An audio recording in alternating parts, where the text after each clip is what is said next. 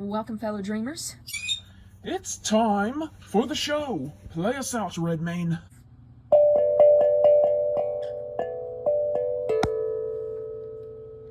Alright, first we are going to start with some Ancestral Messages, and then we're going to end with some Lemurian Healing. So I would like to direct your attention to the sky.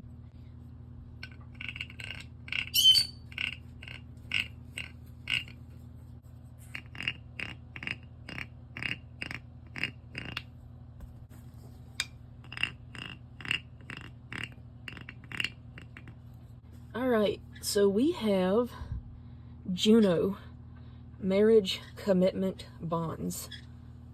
We have second house, finances, value, possessions. There's a slight highlight on Taurus. And Cancer, nurturing, sensitive, caring. I'm getting a heavy message for certain. To value love over money and possessions, because physical life on this plane is short, and at the end of the day, the physical possessions mean nothing in comparison to the bonds that we form with each other. I'm also thinking back to that show Butterfly, where the main character, Rebecca, was abandoned by her father and raised by a girl named Juno. I think there's a message in Butterfly for you, especially because Hope is now coming to mind. I always felt that Hope would be like Rebecca if she was human. I'm also getting flashbacks to Jinx and Silco. So maybe there's messages for you in Arcane.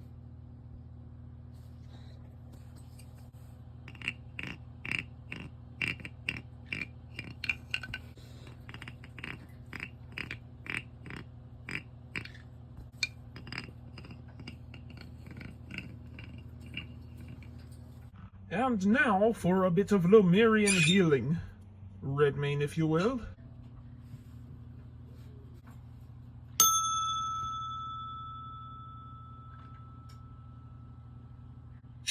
Oh, yes.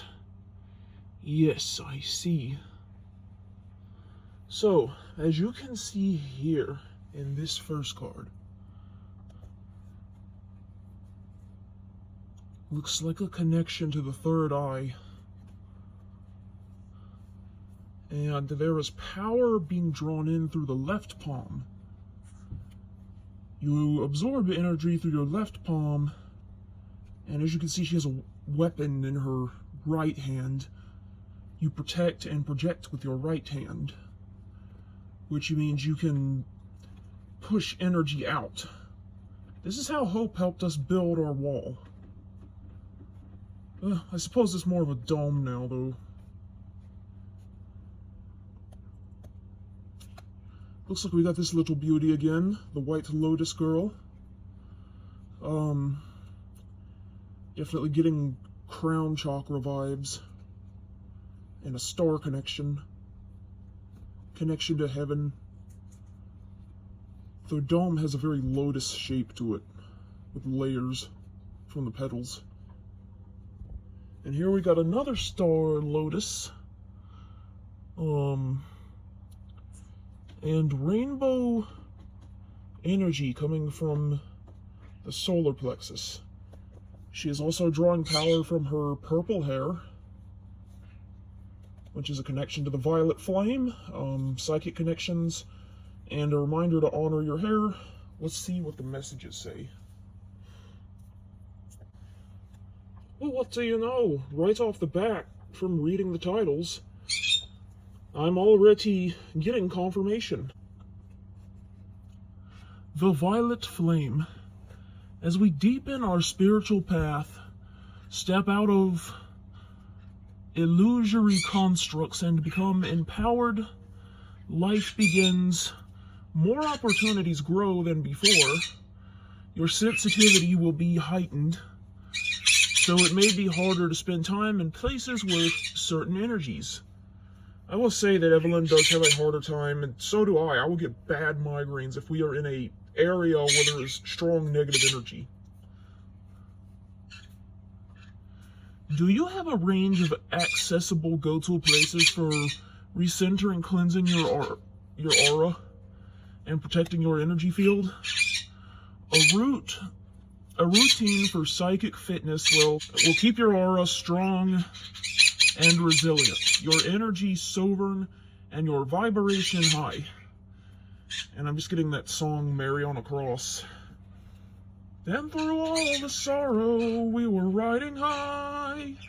And help you to see through illusions that block or disorient. Bring the violet flame into your meditation and self-care practices for grateful rebalance. What a beautiful message. Trust your inner self, like Evelyn's had to do with me. And she's gotten better at it. That I have? Sometimes it can be hard to decipher between intuition and what our mind is telling us.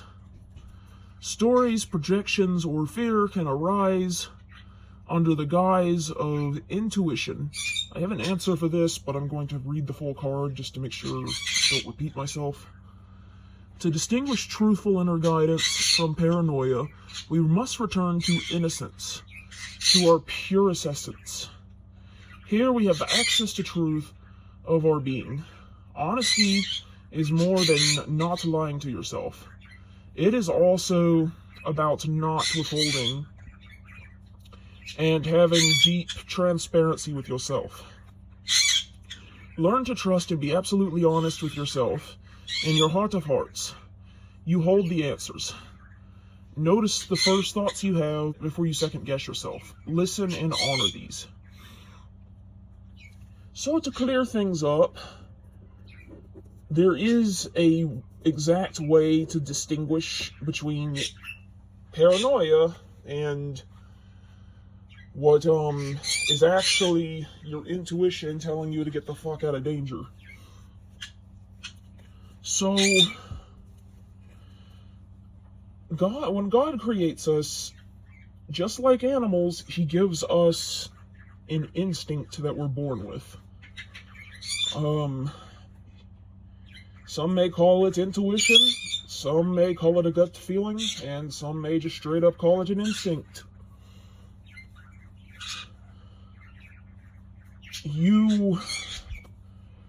Let's just say when there is real danger, you will know. You will feel it. Your body will react to it. You will know. It isn't paranoia. Like, it probably won't even be brought on by a thought. You'll just feel it before anything. You might feel really scared or really uncomfortable and not know why around a certain person or in a certain place. It's because your body is picking up on danger, and you need to listen to that. Yeah, trust me. Like, I'm sorry to chime in, but you know. No, you can chime in. Like Donnie says, the last time I ignored my intuition, it didn't end well for me. So if you feel danger, just listen to that. Be aware. Keep your guard up. Journey to wholeness. Love from a sense of wholeness. We may have concepts of others that are not really who they are, due to subconscious projections or ideals. We could have the idea that we feel better about ourselves when we achieve goals or status. This takes us out of the present and puts conditions on love. Hold the vision that you and others are already perfect. Thus we can heal through the transformative power of acceptance. Acknowledge the full spectrum and bring any fractured parts back to the present moment. Here we are, whole and empowered, to step into the brightest version of ourselves. And I do think that is a message to pursue shadow work, shattered soul retrieval, inner child work, definitely some past life work, and something else I was going to say. Let me refer back to the card for just a second. It's like I was telling Evelyn the other day. It doesn't matter what you achieve or when. What matters is that you're trying. What matters is that you don't give up. Because at the end of the day, and I know there's probably going to be people out there going, oh, the participation trophy. No, this isn't like that. This isn't a thank you for showing up trophy. This is a everybody blossoms and bloom at their own time. And I'm thinking back to the show Wednesday that we've been watching. Thinking back to the character Enid, who represents us with her pink and blue hair. Or we feel like we can connect to her over that at least. But she was a late bloomer when it came to her werewolf powers. And it ended up being that she was an alpha. One of the most powerful werewolves there are.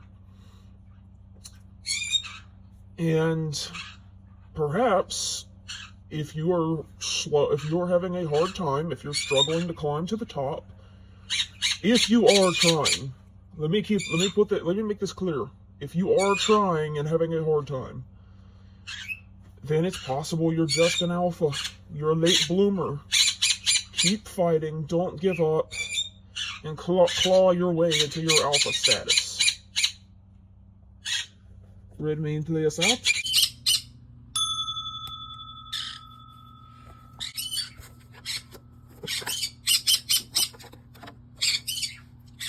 That was just beautiful. Alright, if you enjoyed this video, be sure to like, comment, subscribe for Two Spirit Pride if you're watching this on YouTube, and if you're watching this on TikTok, follow for Two Spirit Pride. Back over to YouTube, you gotta get that little bell clicked. Whoop, whoop. Yep. And until next time, and join our Patreon, please. Until next time, fellow dreamers. Bye!